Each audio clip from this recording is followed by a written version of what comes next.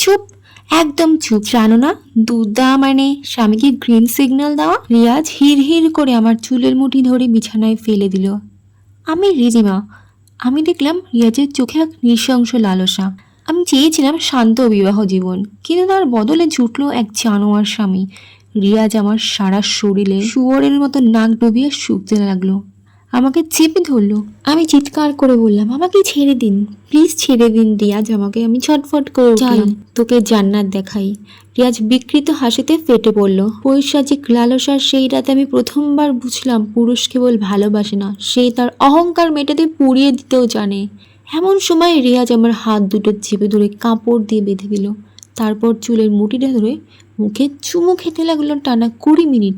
আমার দম আটকে আছে। আমি বললাম, ছাড়ো, আমায় ছেড়ে দাও, প্লিজ ছেড়ে দাও। এই ছেড়ে দেবো মানেটা কি? বিয়ে করেছি কি করতে? ছেড়ে দিতে নাকি? বিয়ে যখন করতে পেরেছিস তখন আমার শরীরের চাহিদাও তোকেই মেটাতে হবে। এই বলে আমার সারা শরীরে কিস করতে থাকে সে। এরপর হঠাৎ আমার পা দুটো বেঁধে দিল। আমি চিৎকার করছি, ছাড়ো, আমায় ছেড়ে দাও, আমায় ছেড়ে দাও। তবুও সে ছাড়ে না। হঠাৎ আমার পরনে থাকা শাড়িটা খুলে দিয়ে আমার পিঠে চুমু খেতে লাগলো। আমি করতে থাকি, বলে উঠি, প্লিজ ছেড়ে দাও। দেখলি তোরও ভালো লাগছে, শুধু আমি না, তুইও আবার পাবি স্বর্গ সুখ। আমার সাথে বলপূর্বক সে সেক্স করাতে রক্ত বের হতে লাগলো। আমি চিৎকার করে বলছি, ছাড়ো আমায়, প্লিজ ছেড়ে দাও, আমার ব্যথা করছে, ছেড়ে দাও আমায়। তখন রিয়াজ বলে, ছেড়ে দিতে তোকে বিয়ে করিনি, আর একবার যদি ছেড়ে দাও বলেছিস তখন তোর মুখ বেঁধে দেবো। খুব প্যান প্যান করছিস কানের গোড়ায়, এবার রাগ উঠে যাচ্ছে, আমায় রাগাস না, বুঝলি?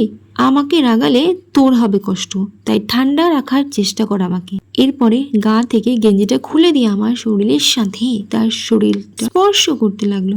সত্যি বলতে কারেন্টের শক দিচ্ছে এরকম মনে হচ্ছে। সত্যি বলতে আমার ভালো লাগছে। আমি করতে থাকি। আমায় রিয়াজ বলে, কিরে তোর আরাম লাগছে তো? এরপরেই আমার শরীরের ওপর শুয়ে পড়লো টানা 2 ঘন্টা ধরে। পরের দিন ভোরবেলা 5টার সময় আমি ঘুম থেকে উঠি, তারপরে একটা হলুদ সুতির শাড়ি পরে নিলাম। আমি তাড়াতাড়ি করে ঝাঁটাটা খুঁজে ঘরটা ঝাড় দিতে লাগলাম। শাশুড়ি আমার কাজ করা দেখে বলে উঠলো, নতুন বউ তুমি কাজ করো না, বাড়িতে লোকজন যদি দেখে নতুন বউ কাজ করছে তাহলে কি হবে? তুমি ঝাঁটাটা রাখো দেখিনি। তুমি রাখো, তুমি একটাও কাজ করবে না বলে দিলাম। কাজের লোক আছে তো, তুমি কাজ করলে কাজের লোক কি করবে? হ্যাঁ, এই বলে ঝাঁটাটা আমার হাত থেকে রেখে দিল। আমায় বলল, শাশুড়ি তুমি বরং স্নান করে আসো। আমিও শাশুড়ি মার কথার মতন স্নান করতে গেলাম। স্নান করে রুমে আসলাম। আমার ভেজা চুল দেখে রিয়াজ বলে ওঠে, তোমার চুল ছেড়ে খুব সুন্দর লাগছে, চুলটা এভাবেই রাখো।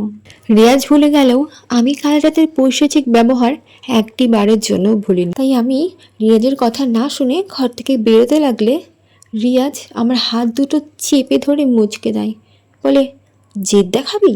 মেয়ে মানুষের আবার জেদ কিসের রে? রাগ দেখালে না এখানেই শেষ করে দেবো। আমি বললাম, ছাড়ো, ছেড়ে দাও আমায়, ছেড়ে দাও প্লিজ।